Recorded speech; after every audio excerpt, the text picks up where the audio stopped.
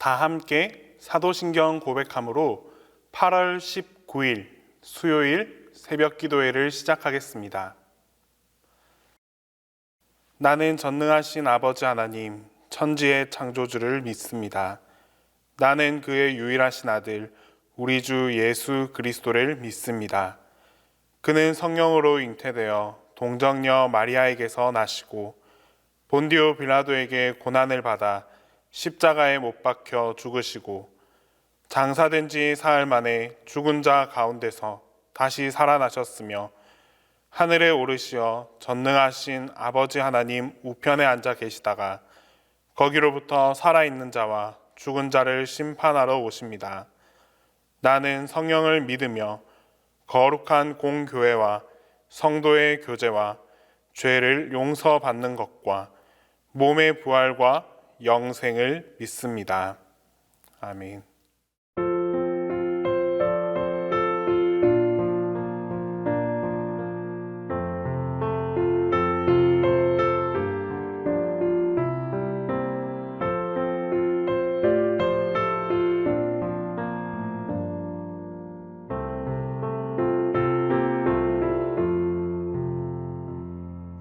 죄지 맡은 우리 구주 어찌 좋은 친구인지 걱정 근심 무거운 짐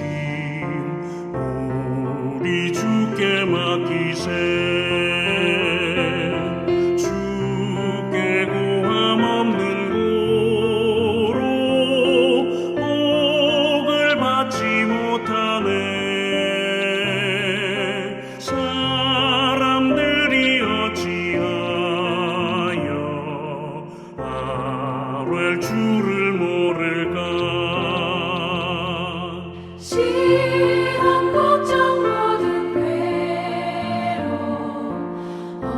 없는 사람 누군가 부질없이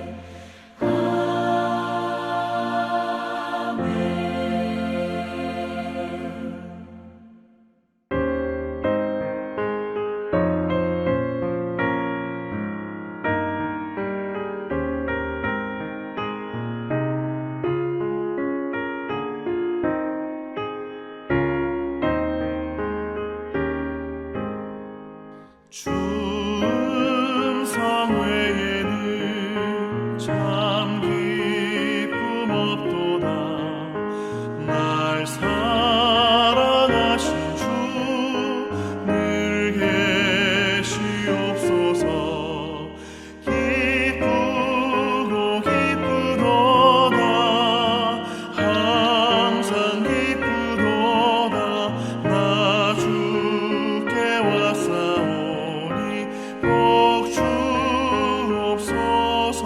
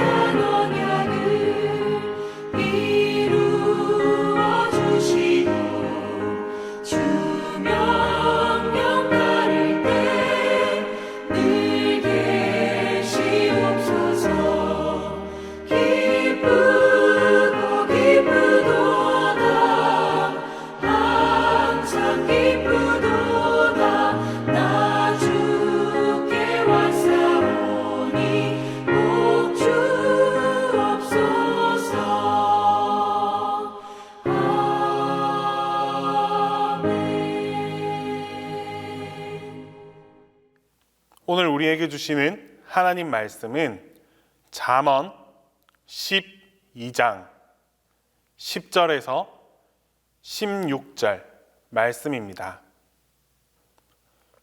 구약 성경 잠언 12장 10절에서 16절 말씀입니다. 다 함께 봉독하겠습니다. 의인은 자기의 가축의 생명을 돌보나 악인의 긍휼은 잔인이니라. 자기의 토지를 경작하는 자는 먹을 것이 많거니와 방탕한 것을 따르는 자는 지혜가 없느니라. 악인은 불의의 이익을 탐하나 의인은 그 뿌리로 말미암아 결실하느니라. 악인은 입술의 허물로 말미암아 그물에 걸려도 의인은 환난에서 벗어나느니라. 사람은 입의 열매로 말미암아 복록에 족하며 그 손이 행하는 대로 자기가 받느니라. 미련한 자는 자기 행위를 바른 줄로 여기나 지혜로운 자는 권고를 듣느니라. 미련한 자는 당장 분노를 나타내거니와 슬기로운 자는 수욕을 참느니라. 우리가 살아가는 이 사회는 겉으로 드러난 것을 가지고 그 결과를 판단합니다. 단지 어떤 사람이 악한 행동을 할 것 같다는 느낌만으로는 그를 단죄하거나 죄인 취급할 수 없는 그런 사회입니다. 아무리 험상궂게 생기고 또한 말이 거칠고 풍기는 느낌이 막 좋지 않다고 해서 죄 지을 가능성이 있는 사람이다 라고 단정할 수 없습니다. 만약에라도 그랬다가는 인권 침해라고 아마 야단이 날 것입니다. 그러나 성경에서는 조금 다르게 봅니다. 성경에서 말하는 악인은 드러난 죄인만 해당하지 않습니다. 죄를 지을 수 있는 가능성을 가진 그 모두를 죄인 혹은 악인이라고 부릅니다. 어떤 특정한 죄를 지어서 이 사람은 죄인이다, 이 사람은 악인이다 라고 부르는 것이 아니라 모든 인간은 원죄를 가지고 태어났기 때문에 죄 지을 가능성을 가지고 있다. 그래서 죄인 혹은 악인으로 부르게 됩니다. 오늘 우리가 읽은 이 본문에서도 그 가능성을 전제로 악인, 미련한 자, 죄인이라는 표현을 사용하고 있습니다. 오늘 이 말씀은 죄 지을 가능성이 많은 우리 자신에게 우리가 어떻게 살아야 하는지에 대해서 교훈하고 있는 그런 말씀입니다. 먼저 12절 말씀으로 악인은 불의의 이익을 탐하나 의인은 그 뿌리로 말미암아 결실하느니라. 의인은 뿌리로 말미암아 결실한다라고 말했습니다. 조금 이상하지 않습니까, 여러분? 열매는 이 가지에 맺히게 되는 것인데 뿌리로 말미암아 결실한다는 말이 아주 의미심장합니다. 사람들은 열매를 볼 때 나뭇가지를 살펴봅니다. 하지만 진실로 좋은 열매, 진짜 좋은 열매를 바라는 자는 그 나무의 뿌리에 더욱 집중해야 합니다. 뿌리를 살피고 뿌리를 돌보지 않으면 충실한 열매를 결실할 수 없다는 그 자연의 분명한 이치를 말하고 있는 것이죠. 하지만 악인은 어디에 집중하겠습니까? 불의한 이익에 집중하는 사람이 바로 악인입니다. 이 사람은 뿌리의 수고 없이 그저 열매만을 탐하는 자입니다. 남들이 보지 않을 때 그 어떤 수고와 그 어떤 노력도 하지 않으면서 그냥 열매를 탐하는 사람들을 불의한 이익을 행하는, 불의한 이익을 탐하는 악인이다라고 표현하고 있습니다.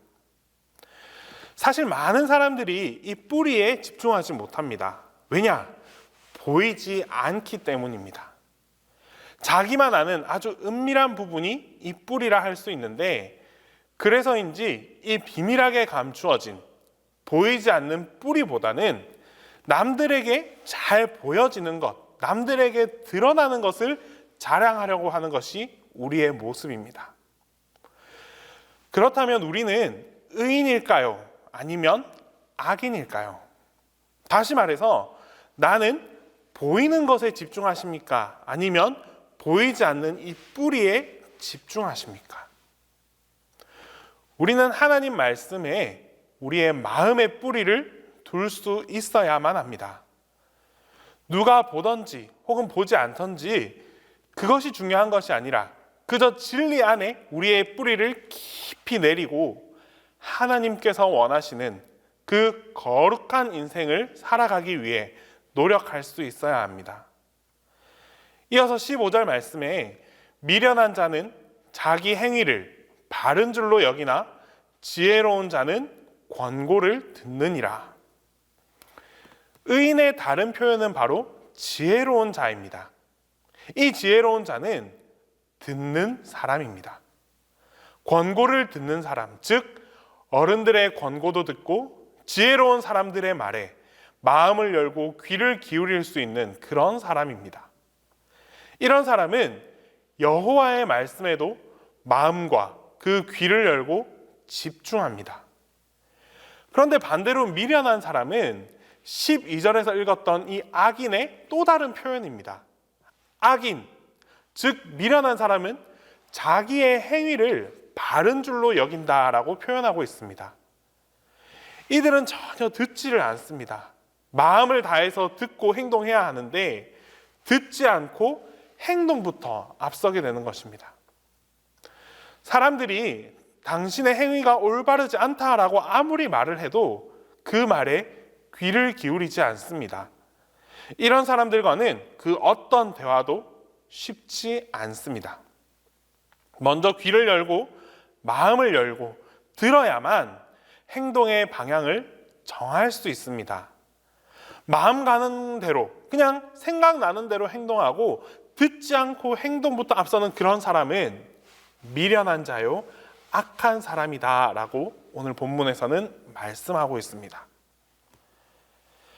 기독교 신앙의 근본 원리는 듣고 행함입니다.